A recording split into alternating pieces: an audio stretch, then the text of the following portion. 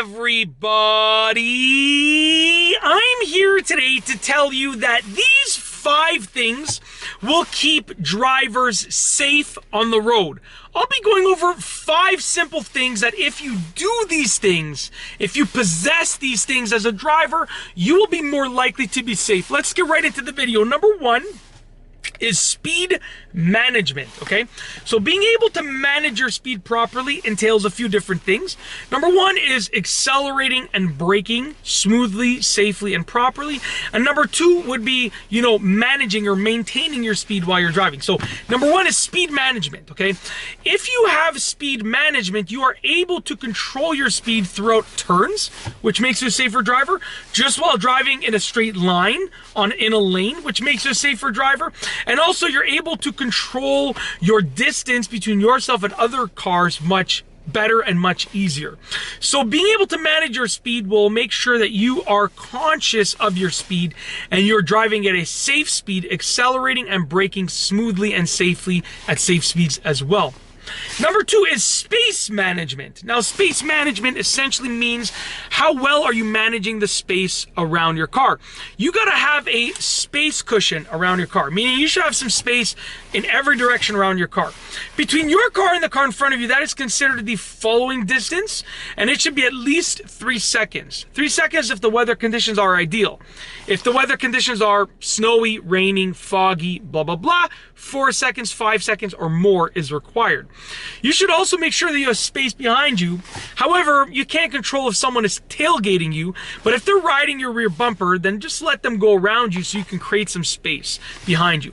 Also, on either side, you need to manage your space properly, making sure that you're staying centered in your lane and giving yourself a good amount of space on either side of your car. Number 3, the third thing is observation. Are you seeing things? Are you observing signs? If you're observing signs, you're going to be very, very safe. Are you observing the road? If you can observe things on the road, you're more likely to be able to avoid them. Are you observing the weather conditions or the road conditions? If you're able to observe the road conditions, you're going to be able to adjust to them, which will in turn make you a safer driver, okay? Are you observing your gauge cluster? Do you see what speed you're going? What RPMs you're revving at? They're going to make you safer. Are you observing your mirrors? Are you observing your mirrors as you're driving forward and as you're reversing? Are you looking all around and observing all around your car as you're reversing? When you turn or when you maneuver the car, are you observing in the direction of the turn? If I'm turning right, am I observing right? If I'm turning left, am I observing left? All of those things will make you a safer driver. So observation is a huge factor, and having it will make you more likely to be safe on the road. Okay? Number 4, the 4th thing is communication. Are you communicating well with the other drivers and the other road users on the road? So a lot of people will communicate with other road users, right? With other drivers, sorry. But then they'll fail to communicate with cyclists, okay? With truck drivers, okay? Not that they're not drivers, but like the sort of, a lot of people will communicate with other car drivers, other commuters, but then people that are business drivers and cyclists and pedestrians, they don't communicate with them. You need to communicate with everyone using your eyes, using your signals, using your lights. You can flash your high beams at someone to let them know something, using your horn if there's an emergency.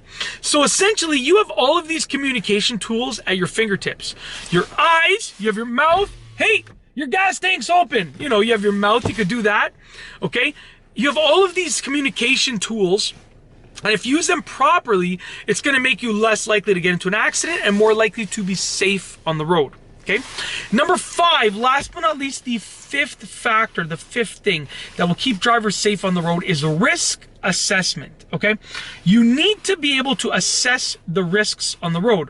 Now, let me give you an example. Sometimes, when I get on the highway, I like to just floor that gas pedal, pick up speed. It feels good. It opens up the engine, which does well for the engine and blah, blah, blah. So I like to do that. But that's my desire, right? Now, if it's snowing outside, if the roads are full of snow, they haven't been plowed yet, then the risk assessment is that is too risky to do. So I want to do it. My desire is to do it. but my risk assessment tells me otherwise. So being able to assess the risk and make a decision not based on what you want to do, but based on what you should be doing, okay? So assess the risk and make your decision based on that risk assessment. Don't worry about your desire. Make the decision based on the risk assessment, and that's basically it. Those are the 5 things that will essentially keep drivers safe on the road. If you like this video, please be sure to give it a thumbs up. Let me know what you think down below as a comment, and of course, be sure to subscribe for more great car and driving videos just like this one. And that's all I have for you today. Thanks for watching.